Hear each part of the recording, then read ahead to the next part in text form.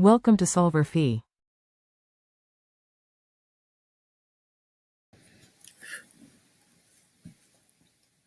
This is the answer to Chapter 19, problem number 29 from the Smith Organic Chemistry textbook. And in this problem, we're given 10 IUPAC names, and we are asked to draw the corresponding structure for each name. And so we should remember that carboxylic acids are named by the longest chain. And then instead of saying, for example, hexane or heptane, it would be hexanoic acid or heptanoic acid. Okay, and so I'm just gonna dive right in. There are 10 of these. It may take a minute. So for A, we have 3,3-dimethyl pentanoic acid. And so we want to name that, or we want to start by drawing a pentane chain. 5 pentanoic acid, so a 5-carbon chain is going to be our longest chain, with our carboxylic acid here as carbon number 1, and it's 3,3-dimethyl, so 1, 2, 3.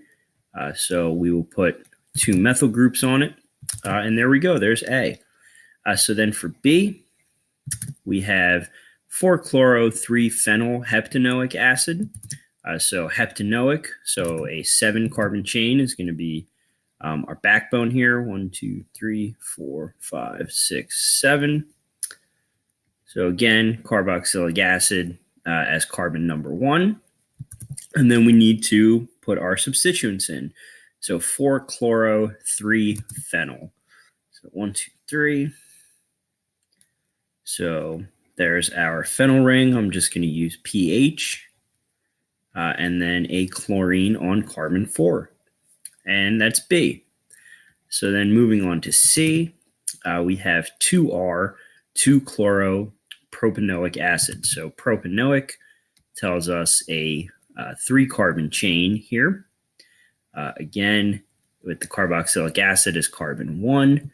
And so 2-chloro-propanoic acid, but we are told that it is R2-chloro. So we need to include the stereochemistry here. And the R configuration is going to have the chlorine on a wedge. And so that's C. So for D, we have beta-beta dichloropropiononic acid. And so that is going to look like this. So 1, 2, 3. So propionic is our base chain there, 3 carbons. And then the beta carbon is going to be 2 carbons away from the carboxylic acid. And so it's beta-beta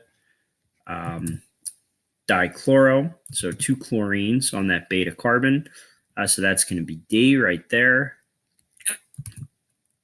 So then for E, we have meta-hydroxybenzoic acid. And so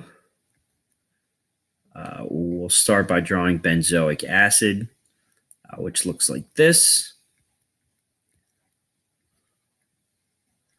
So here's our benzoic acid, and then it's meta-hydroxy.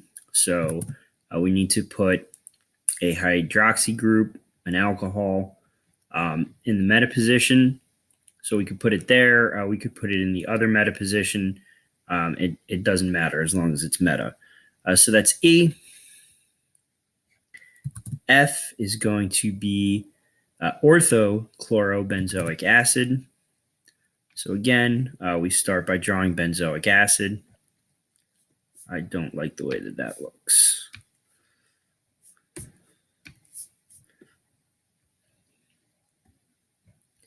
It's a little better. Okay, so we start by drawing benzoic acid. And we have orthochloro this time. And so we need to put a chlorine in the ortho position, like that. So I'll do the remaining 4 on the next page. So that was F. So we'll start with G here. So G is going to be potassium acetate. And so remember, when we have a salt, it's going to be named a little differently. So we're going to draw the acetate ion, which is a deprotonated acetic acid. So just like that.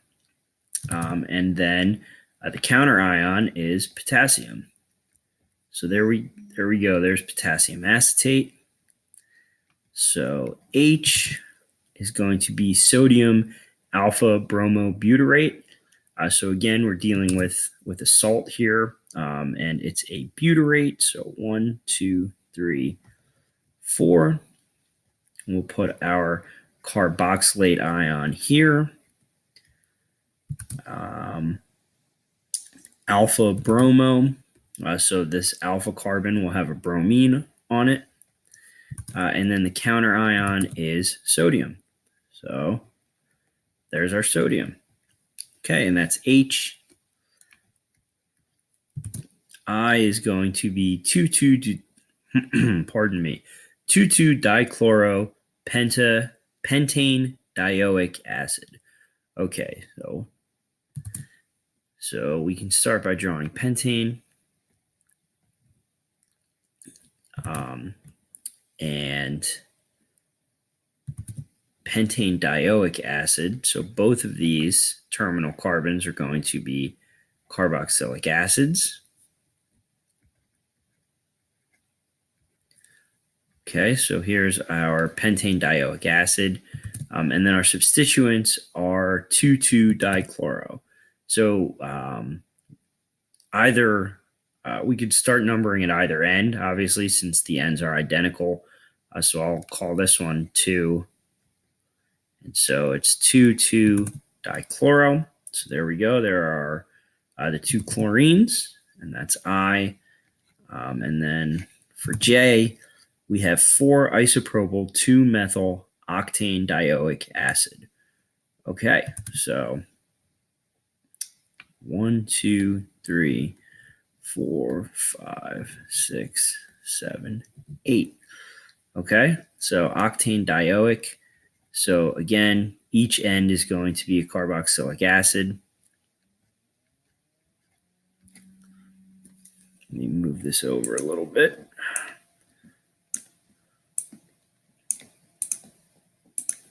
Okay, so each end of this molecule is going to be a carboxylic acid. So there's our octane dioic acid. And so now we have 4-isopropyl 2-methyl. So again, it doesn't matter which side we start at. So I'll go left to right. So this will be position 2. And then this will be position 4 for the isopropyl. And that's it. That's 4-isopropyl 2-methyl octane dioic acid. Okay, and so this is all of them. And again, in order to draw these structures from the names that we've been given, we just need to remember the roles. I like to start by drawing, the base chain, and then just putting the substituents in. And that's the answer to chapter 19, problem number 29.